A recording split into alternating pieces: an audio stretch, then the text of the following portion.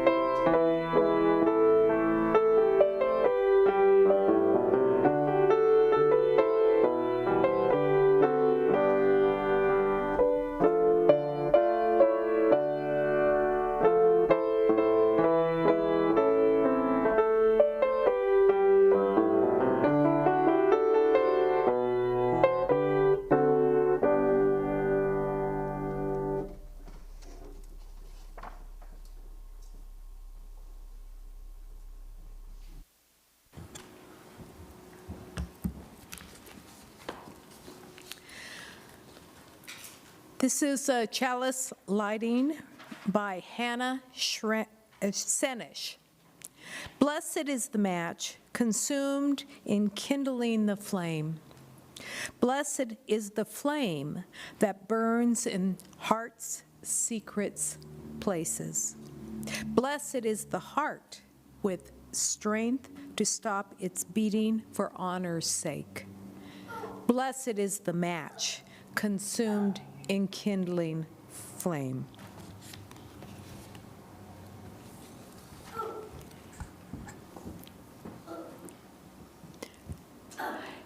It's good to see you, all of you here. Welcome to Eastrose Fellowship Unitarian Universalist worship service. I am the Reverend Sue Matranga Watson, and I will be your worship leader today.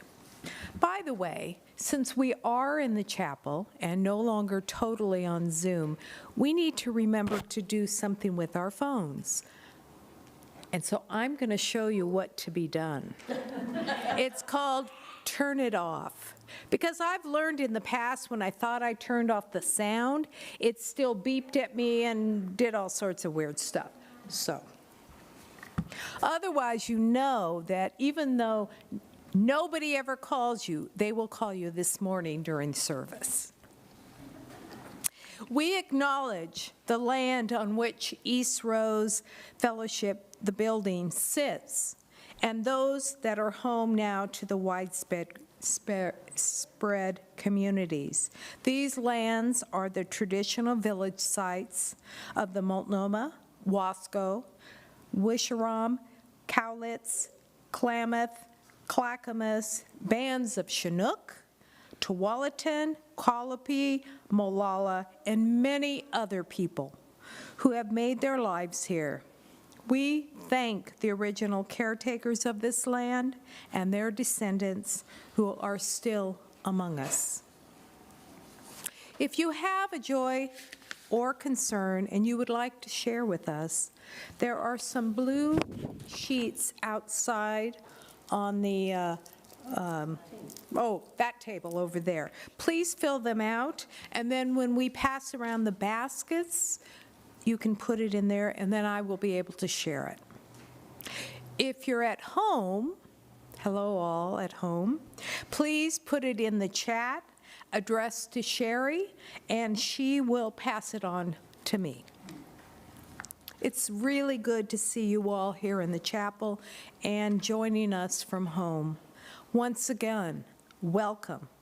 It's good to be together. Patty and I are going to help lead a responsive reading called O Spirit of Life and Renewal, and it's written by the Reverend Jane Repenska. Patty will lead that side of the congregation. I will lead this side. We will lead the kind of darker print. She will lead the lighter print.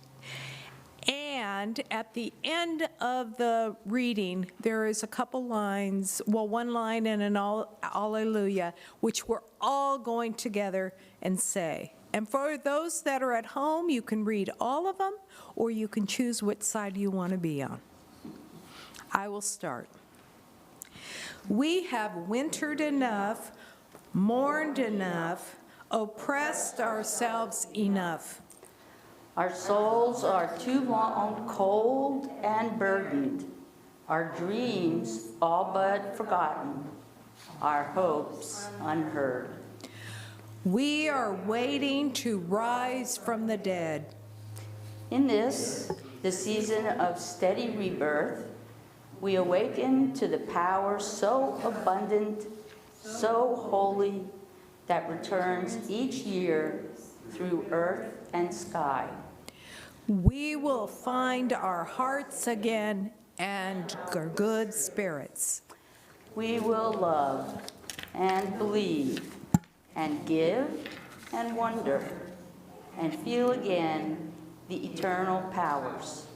The flow of life moves ever onward through a one faithful spring and another, and now another. All. May we be forever grateful. Hallelujah. For those in the church, please stand if you're willing and able. And for those at home, please sing along also.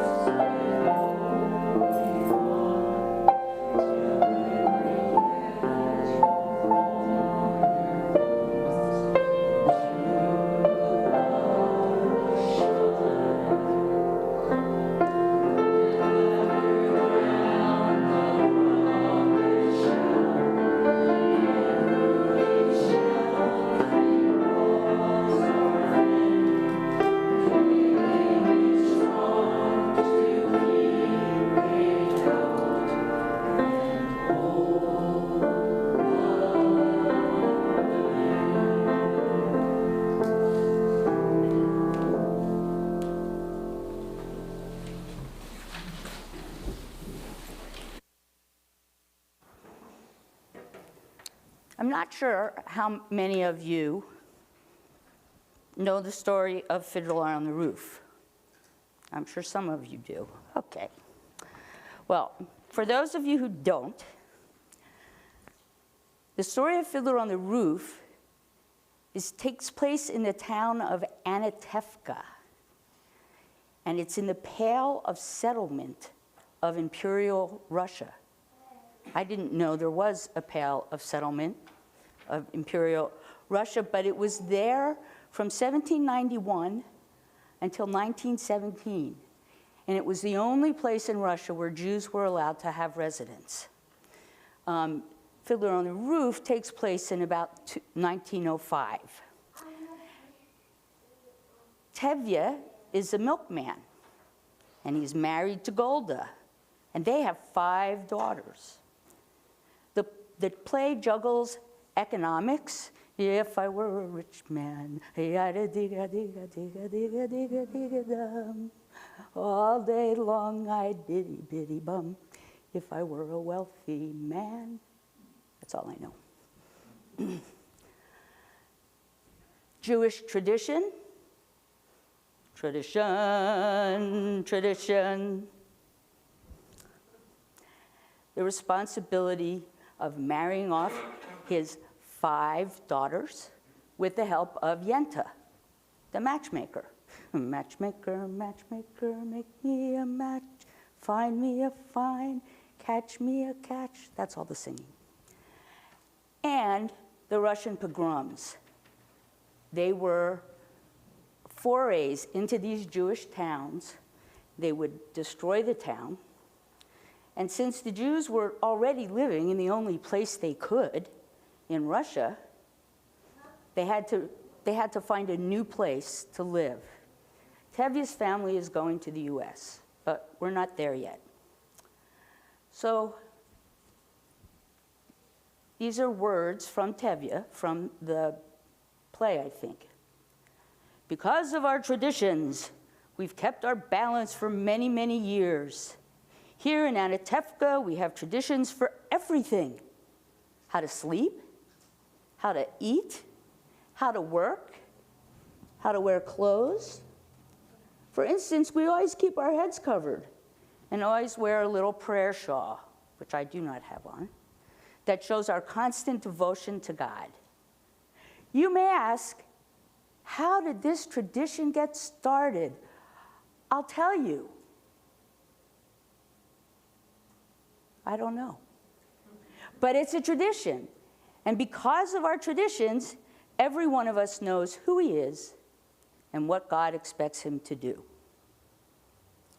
Now, the oldest daughter was matched by Yenta, the matchmaker, to the butcher, who was a man older than Tevye. So she was going to marry someone who was older than her father.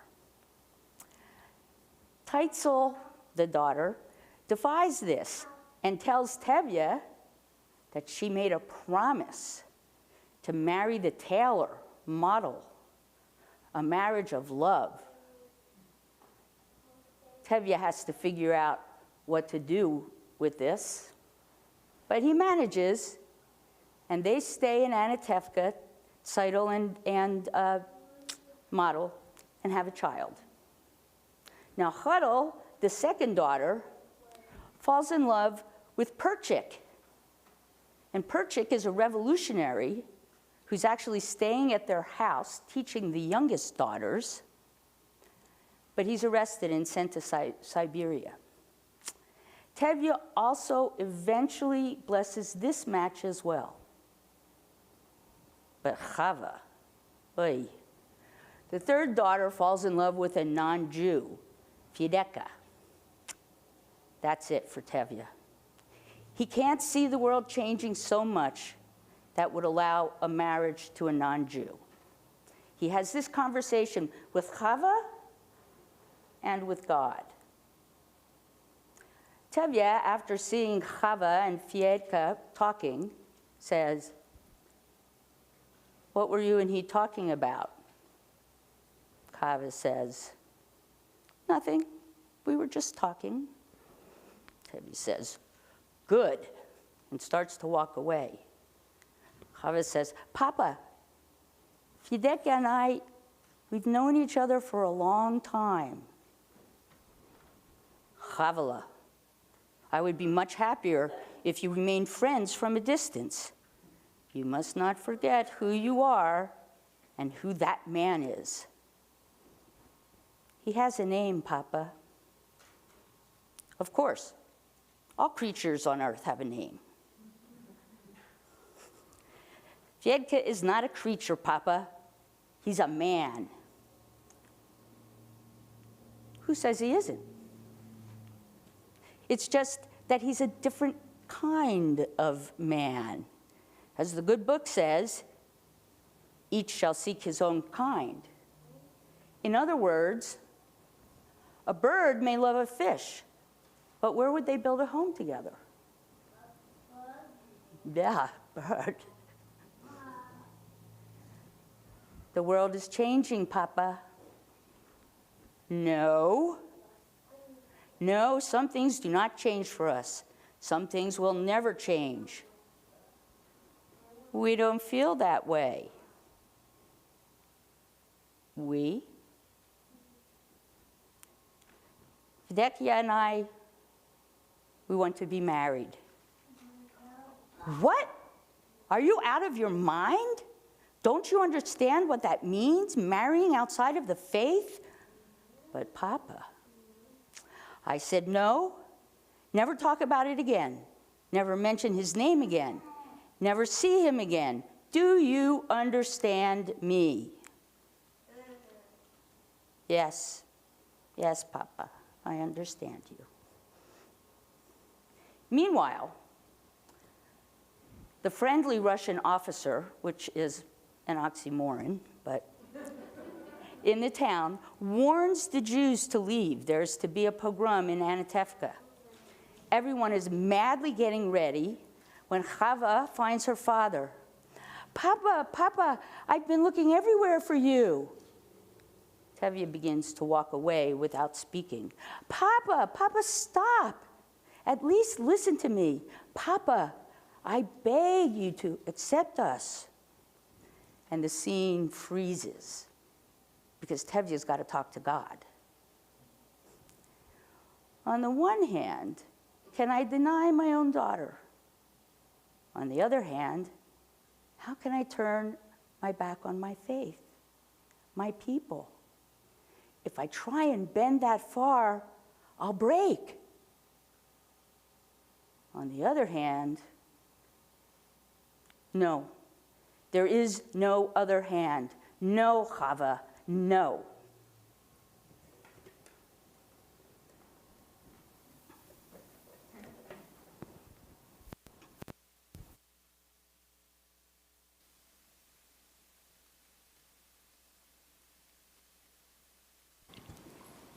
Let there be an offering to sustain and strengthen this place, which we call Eastrose, and is so sacred to many of us, a community of memory and of hope, for we are now keepers of the dream. We will receive your offering for the support of this religious community and the work in the world. At Eastrose, when we collect the offering, half the cash collection goes to an organization performing charitable works in the community. This quarter, we will share with East County Rising Community Projects, a grassroots organization energizing East Multnomah County residents to create equitable, livable communities centering underrepresented and marginalized people. Their mission is to support the creation of vibrant, sustainable community with equitable opportunities where all the needs are met. Supporting the work of East County Rising Community Projects is one way Eastrose reaches out with compassion and recognition out into our neighborhood. Reverend Patty and I will bring the offering basket around to those present in the chapel. For those of you that are viewing online, it's easy to donate by visiting the Eastrose website donation page. The gifts of the congregation will now most gratefully be received.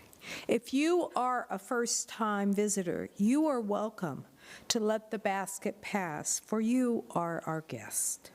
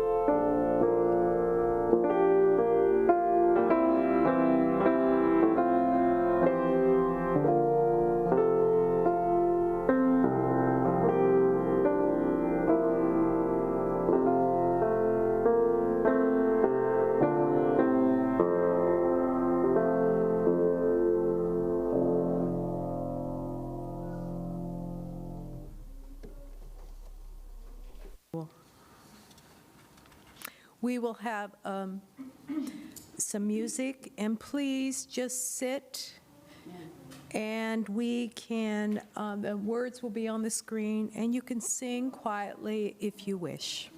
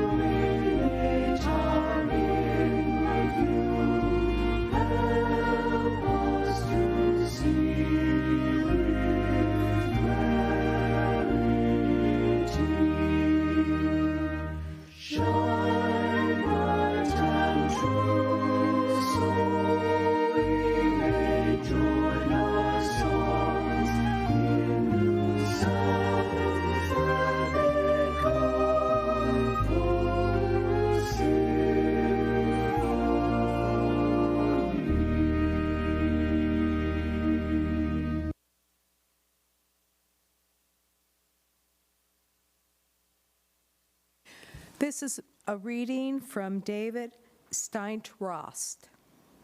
A single crocus blossom out to be enough to convince our heart that springtime, no matter how predictable, is somehow a gift, gratuitous, gratis, a grace.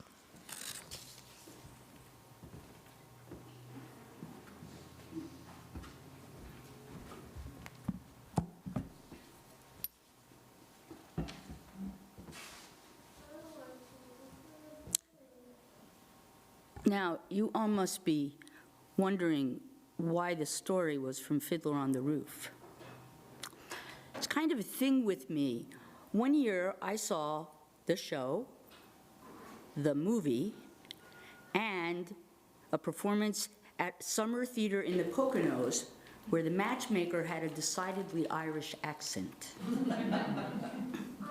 I've also sung a duet here, I think, with Katie Tenike, and I think once with David Maynard back when I had a voice. And there are certain lines from it that are indelibly in my mind. Tevye is always talking to God, bargaining with God, wondering what it would be like to be rich or how to marry off 5 daughters. When Tevye talks to God, it's always on the one hand, but on the other hand, this is a Jewish tradition, bargaining with God, wanting both sides of a question to be correct. And that bargaining is also the closest example of how I view my retirement.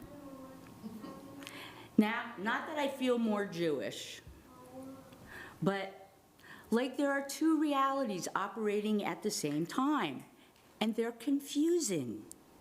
On the one hand, when people hear I'm retiring, they say, "Congratulations," because that's what you say to someone who's retiring. That works in my head. I'm retiring to focus on my own health and to help my mother more than I've been able to. But mostly I feel sad to be going. Sad to be leaving you. There are some things I wish I'd gotten to do that I didn't, and things I did get to do that I'll be sad to leave. But mostly, the sadness is losing you, at least for a couple of years. I'll talk about that in 2 weeks. The sadness rests in my heart. You all have been in my heart for 8 years. Who was I before then? Well, most recently I was a school bus driver. But those relationships weren't quite the same. Saying good morning to folks at 5 a.m. in the dark and rain while looking under the hood and underneath a bus doesn't quite produce the same intimacy as church work. So I'm sad and happy, excited and tired. Perhaps you have competing feelings as well. I've just put some small group meetings on the calendar. When you see them, please sign up for them, and we can compare notes. As I'm writing this, the weather keeps changing. It's pouring, it's sunny. It's hailing, it's sunny. It's the same movement as my emotions, and it makes it hard to plan what to wear. Eastrose is ready for a new phase. It's ready for new leadership. This is a great time for you to look for a new minister. We're at the end, I hope, of the pandemic.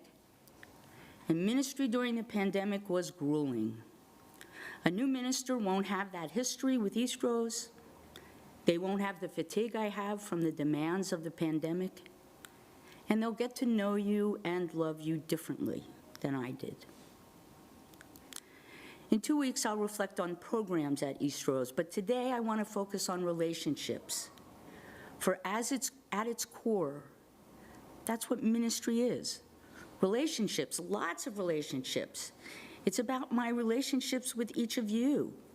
I've gotten very close to some of you, and it will be hard to say goodbye. Some of you I've known primarily from rites of passage, blessing your children, marrying you, doing memorial services like the one this afternoon for Celine Sony. There have been challenges and misunderstandings. You have pushed me to learn about boundaries, about what my limits are energetically. If I've hurt you, I'm very sorry, and I'd like to hear about it from you. This is a time for remembering, but also closure. Though if you think of the title of this service, that's not so easy for me. I'm much better with beginnings than endings. But we have to find a way to say goodbye so that you can welcome your next minister. I want to talk a bit about the pandemic. It decimated our family ministry. I heard early on from families that their children were already spending too much time in front of a screen. Adding a church service on Sunday was just too much. On the other hand, the families missed being together, missed having kids their own age who shared their values. And of course, we didn't have any religious education staff. So that made keeping families engaged even harder. For some of the pandemic, we didn't have an administrator either. As Kate took off for the East Coast, and 9 months later, we hired Shari. There was no one to handle the administration of the church. This made it really hard on the board and on me. The pandemic decimated our leadership People who were in leadership positions before the pandemic got burned out pretty quickly. Committees weren't staffed, and we had a hard time filling all board positions. It seemed like there was always more than one thing to do, and it was difficult to triage when everything was top priority. Sometimes there weren't enough hands to do everything that was top priority. We're still in this position, and we don't know if we are finally moving through the pandemic or if we're going to have a new surge. We just don't know, and it won't matter how tired we are. If there's a new surge, we will all have to respond. But it's not like we were complacent during the pandemic. Far from it. Going back to its beginning, we managed two very difficult and different challenges. We were in the middle of a conversation about selling the house. We had to finish it, including voting, in absentia. And now, instead of having a property that we could not rent, because we would have to spend probably several $1,000s to get it to code, we have an endowment of nearly $300,000, which should continue to be an income stream for several years. The other thing we had to do was figure out all of the sudden how we were going to bring worship to the congregation. The board and the worship team met together weekly for several weeks, always with new questions or issues. But we also had Katie Norris, who helped us create a process for putting our Sunday service on Zoom. Katie trained Patty Walsh and Phyllis Adams, though there was a lot they had to learn about decks and putting in recorded stories and music. Mary Reese reinvented her job, going from live piano to recorded music overnight. All members of the worship team put in so many more hours than before the pandemic. Same with worship leaders. And I have to hold up Cynthia Hopkins for sticking it out for so many months. And we went blithely forward until we got a grant from Chalice Lighters to buy new equipment to allow us to enter a new phase of church life, hybrid or multi-platform worship. Same people, new technology. We're very lucky to have John Netherton now working as our AV staff, allowing Phyllis and Patty to mostly retire from that position, not from worship, Phyllis and Patty, not until we get some new people. Maybe you.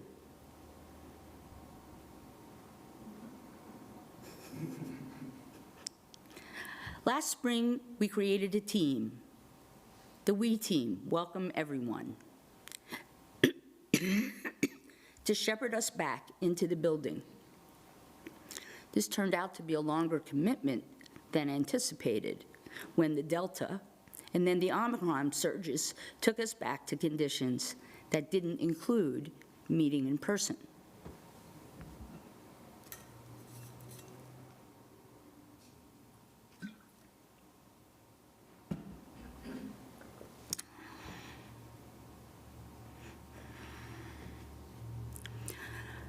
Going backwards was discouraging, but it also bought us time to decide how we could safely come together. They did a terrific job alongside the board. It is because of them that we are gathered here today. And just in the last couple of months, we've been able to bring our family ministry back. How lovely it was on Easter to see kids outside playing and hunting Easter eggs and inside visiting and eating. And we will be hiring a staff person to help get family ministry up and running again. Families are the lifeblood of the church, and we need them as much as we need elders. And with the help of the outreach team, which flourished during the pandemic, keeping us at least minimally connected to the outside world, the membership team is up and running with its own plans for the next few months. This team is also working with families to plan service days and hopefully a garden in our new raised beds, lovingly made by volunteers with our families in mind. Not exactly like the baseball diamond, you know, if you build it, they will come, but close. I'm very proud to have journeyed with you through these challenges. Sorry.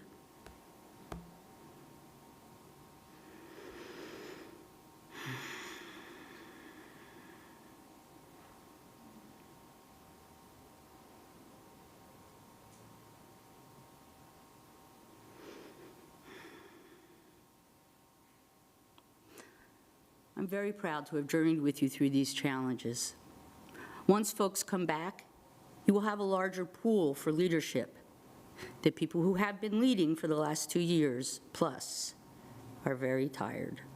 Some have burned out, some are on the verge, just trying to make it till fill in the blank. Others come along with interest in doing the work of the church. Not everyone will come back. We've had some deaths, but we've also had folks who left us early on when they found other churches who didn't close their doors during the pandemic, or they moved, or what we were able to offer didn't serve their needs. I've spent so much time talking about the pandemic for 2 reasons. First is, I hardly remember what church was like before, really. 6 years of my time with you absorbed into one crisis. But also, it defines where you are now, and that's where you need to be to start to look forward, to visualize who you want to become, to discern what you want from your next minister, to build back our infrastructure. I was going to say build back better, but I just couldn't. To envision leadership in a new way, to build new leadership and let those who have been in leadership take a well-deserved rest. This is no time for complacency. This is a turning point for this congregation, and every one of you listening to this has a place in it. This is not a time to wonder if you want to pitch in. It is only a question of how. So on the one hand, I'm sad. But on the other hand, I can't wait to see who you will become. You are pure potential. You have what you need. Now it's up to each of you to determine what you will do with this potential. I'll be watching you. And now I invite you to sing together our closing hymn, When the Spirit Says Do. And I think Mary has some instructions. I do. You do. You're gonna. I'm going to, you've got to do when the Spirit says do, and then the next verse will be you gotta, and I'll yell something out, and we'll do that about 3, 4 more times, and then we'll go back to do. Everybody get that? You'll get the hang of it. You remember this crazy jazzy song? And now when I want a kid, it's fun.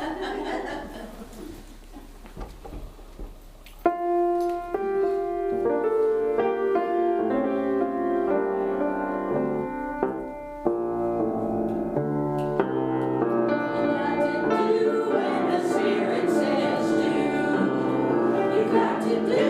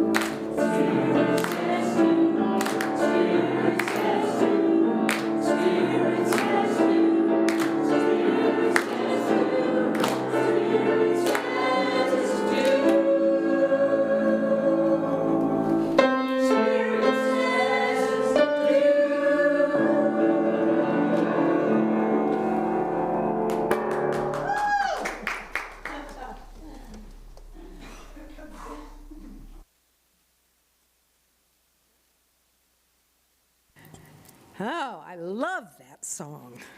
Kind of gets everything moving. So, it is time to extinguish our chalice. We extinguish this chalice with the words from Elizabeth Selle Jones. We extinguish this flame, but not the light of truth, the warmth of community, or the fire of commitment. These we carry in our hearts until we are together again.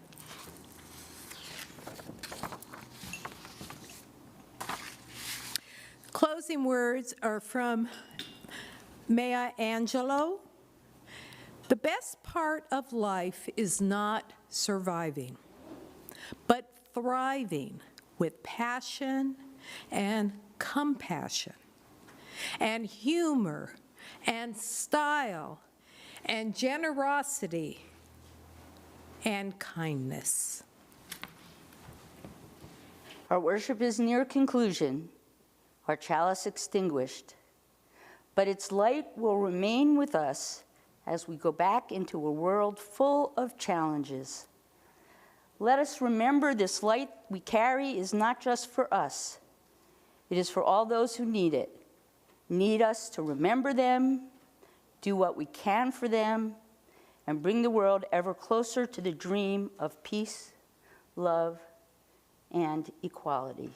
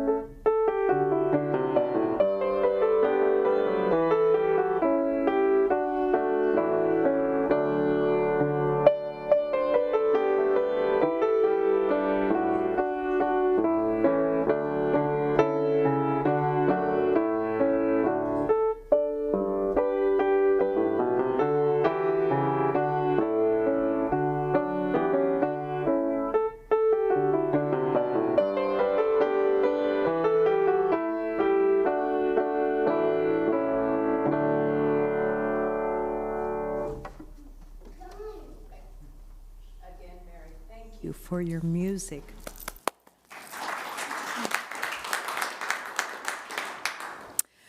This time for the announcements. I have quite a few to read, but I'm going to read mine first, and then I'm going to read the rest.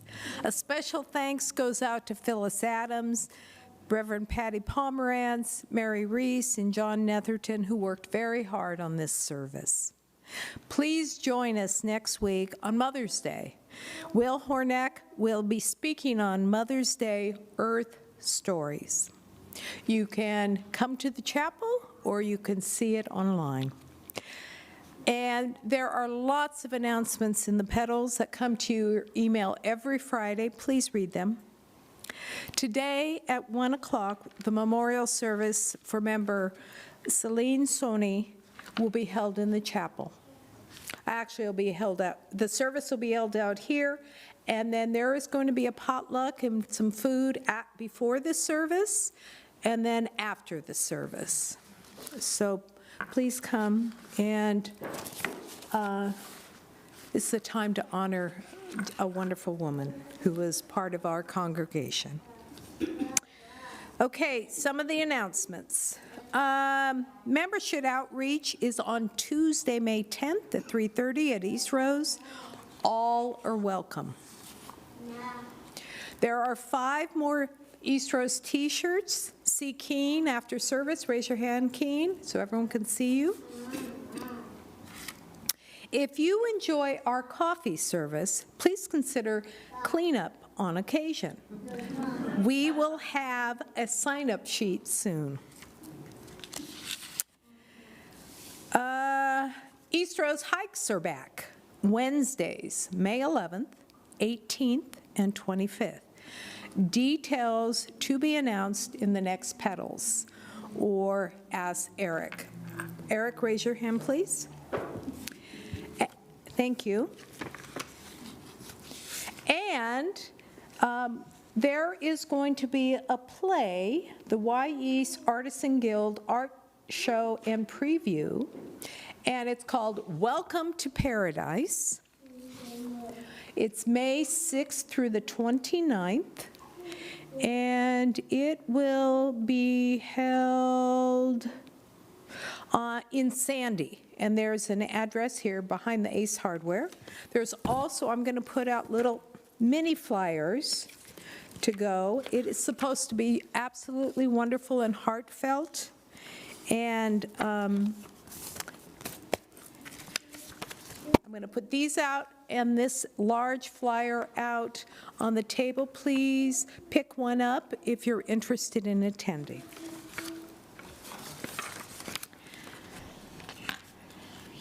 I want to thank you all for being here either in the chapel or on YouTube. The service is over. And for those at home, please sign out and go to the group chat on Zoom. Blessings